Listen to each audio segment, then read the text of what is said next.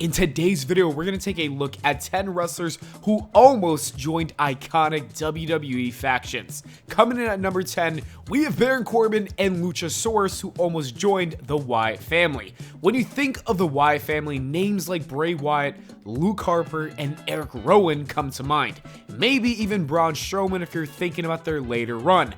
But originally, two completely different guys were almost a part of the group, and those guys are Baron Corbin and Luchasaurus from AEW. The WWE actually filmed backstage promos with Corbin alongside Bray Wyatt, which were never released. The idea was to build him as a mysterious, quiet powerhouse under Bray's command. At the time, Corbin was still trying to find his identity in NXT, and this would have launched him as a follower instead of a lone wolf. And then Luchasaurus revealed in interviews that he was also considered to be a member of the Wyatt family, but injuries took that offer off the table. He would later reinvent himself on the indies and become Luchasaurus, a masked dinosaur martial artist wrestler. Yes, it's a wild gimmick, but it works. In hindsight, Harper, Rowan, and Bray had a unique, gritty energy that just worked. Imagine if we had to sit through Corbin in a straw hat or Luchasaurus doing swamp magic. That might have been so bad that it could have destroyed the Wyatt family before they even got to WWE's main roster. Number 9, Matt Morgan in the Brothers of Destruction. In 2005, Matt Morgan almost became a third member of the Brothers of Destruction. WWE's creative team pitched an idea where Morgan would debut as Abel, a not-so-subtle biblical reference to Cain, and he would wear a mask like his brother. It would have created a new trio built around The Undertaker, Cain, and Abel, trying to tie in a deeper mythology between the characters. Vince McMahon even approved early sketches and storyboards, but at the last minute he pulled the plug, and it was probably the right call. Morgan ended up being repackaged with a stuttering gimmick, which was somehow worse, but at least he wasn't shoehorned into a storyline that would have turned the legendary Brothers of Destruction into a soap opera family drama. Imagine trying to add a third wheel to Taker and Kane's dynamic. That's like trying to add a third Mario brother. It just doesn't work.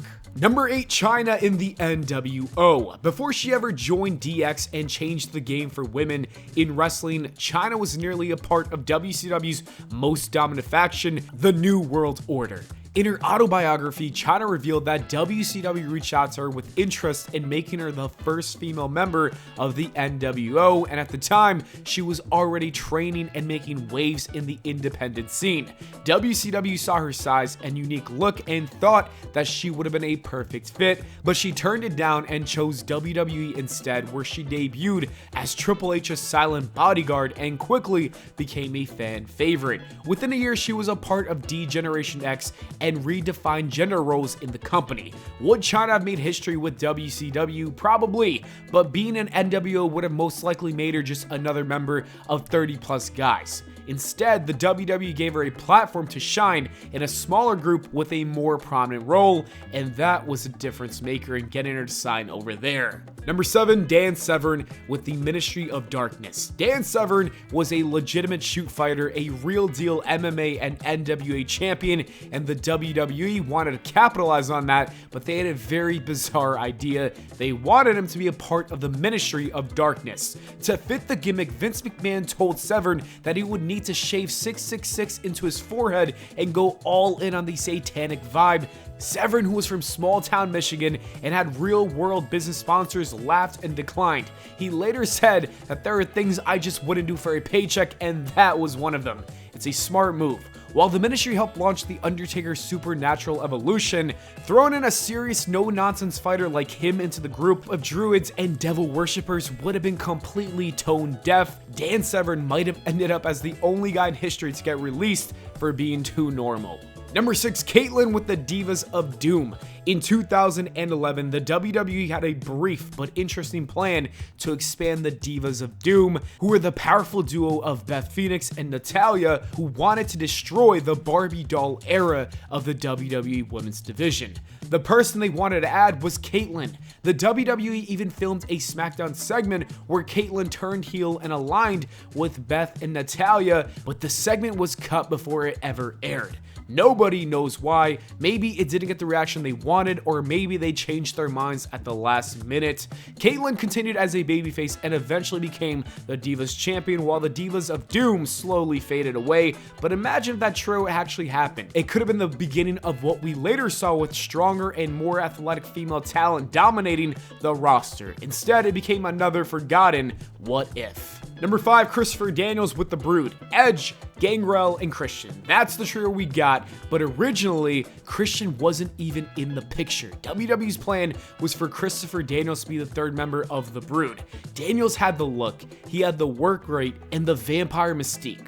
But Edge went to bat for Christian, insisting that he had much better chemistry with Christian and a personal history that would translate on screen. Vince took the advice and the switch was made. Daniels never ended up wrestling in WWE. Instead, he made a name for himself in Ring of Honor, TNA, and later AEW. But let's be honest, this was probably the better decision because Edge and Christian wanted to become one of the most legendary tag teams ever. That would likely never happen if Christian debuts somewhere else. Number 4, Hulk Hogan with the Bullet Club. In 2017, the Bullet Club was arguably the hottest thing in wrestling, and Hulk Hogan wanted in. According to Cody Rhodes, Hogan reached out and expressed real interest in becoming part of the group during its peak. New Japan even considered it, but Hogan reportedly asked for a huge appearance fee, around $75,000 for one show, and just like that, the talks would end. The Bullet Club had its share of members, from Prince Devitt to Kenny Omega to Jay White. But Hogan just would have been a weird fit. The Bullet Club was built on rebels and fresh faces, not guys from the 80s looking for one more payday. Number 3, Test and Valenus in DX. After Shawn Michaels left DX in 1998, the WWE toyed with the idea of bringing in some new blood. 2 names floated around, and that was Test and Valenus. Test was seen as a future main eventer, and Vince Russo allegedly compared him to a young Kevin Nash. On the other hand, Valenus had his adult film star gimmick, which had the edgy attitude that could have meshed well with DX on paper. But Triple H and the other members just weren't feeling it. They knew the group had a certain vibe, and forced additions would mess that up, so they stuck with X-Pac, Road Dogg, and Billy Gunn, and the rest is history. Valenus and Test both had solid mid-card runs, but neither would have fit in the unpredictable energy of DX, so this was a good call by Triple H. Number 2, Big E with the Shield. Before Big E ever threw pancakes or yelled, "Don't you dare be sour," he was almost a member of the Shield. When WWE was forming the trio in 2012, Big E's name was seriously considered alongside Roman Reigns, Seth Rollins, and Dean Ambrose. But the WWE decided to pivot, giving Big E his own path by pairing him with Dolph Ziggler and AJ Lee instead. Looking back, it was the right move. The Shield became one of the most dominant trios of all time, and Big E went on to become one of the most beloved wrestlers of his generation with the New Day. It's just wild to think about him with a tactical vest entering through the crowd and doing triple power bombs, but yeah, the split worked out for everyone in my opinion.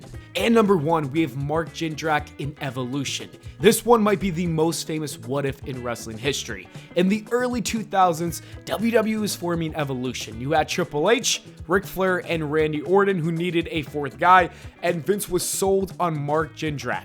They even filled vignettes with him, but Triple H wasn't feeling it. He thought that Mark lacked maturity and didn't fit with the group's dynamic. After pushing back hard, Hunter convinced McMahon to hold off. Eventually, Batista got the spot, and Evolution became one of the greatest factions of all time. Mark Jindrak eventually found success in Mexico, but in WWE, he'll always be the guy who missed out on greatness by just that much. Anyways, that is it for the video, guys. Thank you so much for watching. I hope y'all enjoyed. If you did, please leave a like and subscribe for more, and here's some other videos I think you might enjoy.